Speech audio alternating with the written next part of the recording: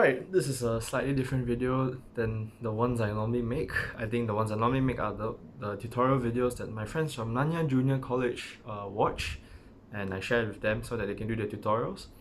And while I do enjoy making those videos and will continue making those videos, I like to take my channel in a sort of different step and expand to help the rest of the people in Singapore who want to do mathematics. So let's start with introductions. Hi, my name is Gabriel Fong, and in this video, I'm going to share with you guys how I study mathematics and how I can afford to get an A even if I barely studied for a test paper. So for example, my recent common test, not so recent, I think about like 2 months ago, 3 months ago, I got an A, a borderline A for my H2 math paper, but I didn't study for the whole of June, so I think that's pretty impressive considering all things. I only studied on the day itself. And the only reason why I lost a lot of marks because of the last question, I misused a formula. So yeah, I want to take my channel in a sort of different direction because I really enjoy making these type of videos. I really enjoy making math videos and helping like a huge demographic of people. I find that if I only do tutorial videos, it's a bit limiting because I can only help the people in Nanyang, and not only just the people in Nanyang, only the H2 math people. I would like my videos to help like H1 math people from time to time. Yeah. Okay, so anyways, starting off, how do I study mathematics? I study mathematics according to these three acronyms and plus two smaller acronyms which I think you can follow too. So the acronym is TPR FD. So toilet paper roll for dummies. So anyways, let's get started to what toilet paper roll for dummies is about. So number one, toilet. What does toilet stand for? Toilet stands for theory. Mathematics is a subject that I feel you really don't need to put a lot of time into compared to chemistry or bio or even further mathematics, economics, general paper even. Mathematics is a subject that is really based on logic, and when you are able to connect the logic together, things really start to flow. So where does theory come in? I split theory into two subgroups. One is called muggable theory. The second one is called derivable theory. So what is muggable theory? Muggable theory is the theory that you learn through brute force. Like you don't understand why you do it. You just know, hey, this is a formula that I can use and I would use it to solve my question. So for example, the scalar and cross products in vectors, even I as a further math student, I actually sort of learned how the cross product is derived, but I like don't understand why the logic behind it. So yeah, man. So this type of muggable theories, how I would suggest you to learn it is to apply them as much as possible. So one way to really practice theory is to look at your notes and like see where you can actually apply them. Okay, so hold on, there's a plane flying by.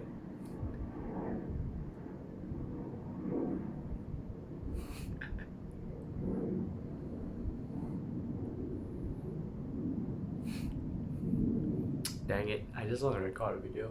Okay, so theory is drilled into you by practicing. So for example, cross product, you cross two vectors, you just learn to keep crossing them. For dot product, maybe like a dot n equals to mod a mod n cosine theta for two vectors.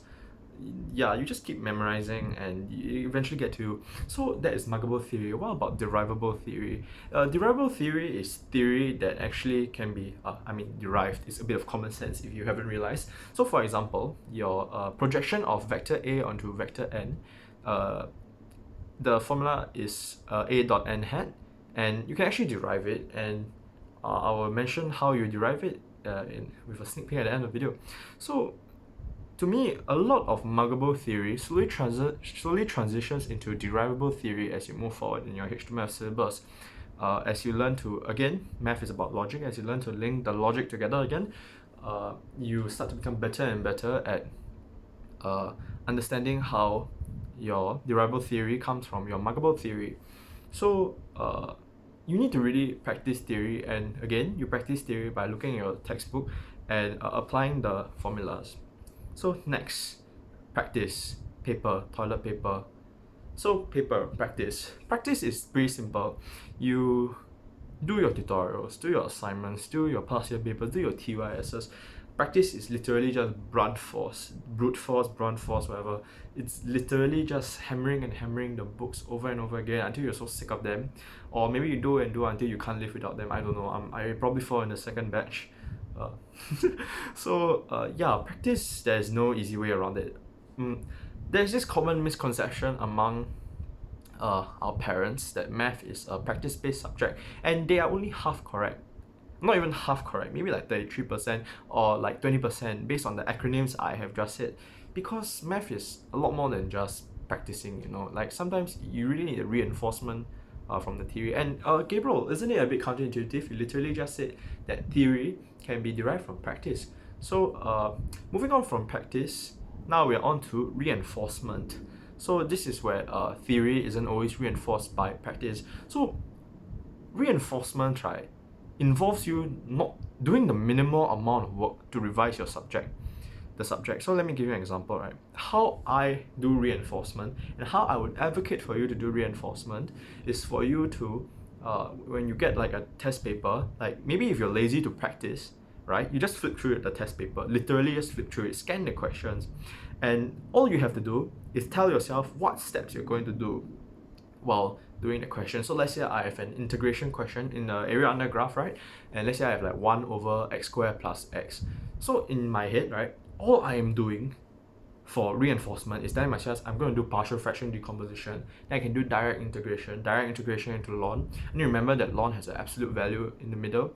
And yeah, that's it. That's all reinforcement is. Reinforcement is literally super slack because you've already put in a lot of work into practice and theory.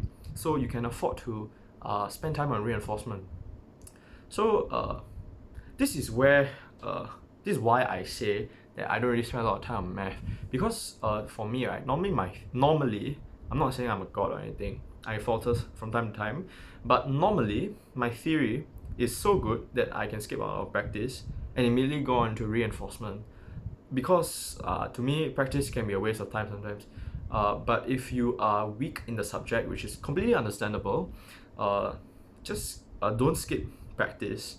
But for someone like me who can pick things up fast, okay, and who is more reliant on derivation-based theory than muggable theory, I try my best to transition all my muggable theory into derivation-based theory.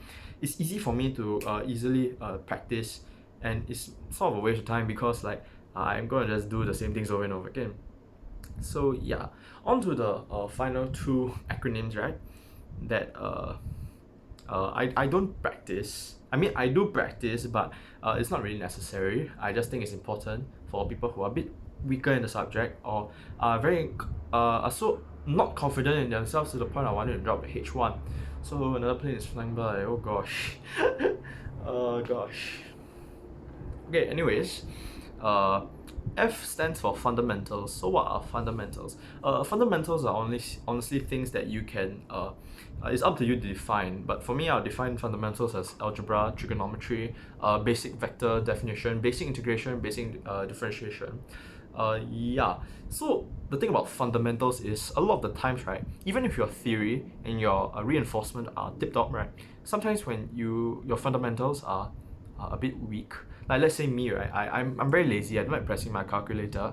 I like to do mental calculations a lot, and sometimes when I do mental calculations I stumble and muck up the values, and I'm only human, but just because I'm human doesn't mean I can keep making these mistakes. So maybe I should check up on my fundamentals a bit and see if I can like, you know, not make these careless algebraic or conceptual errors, you know.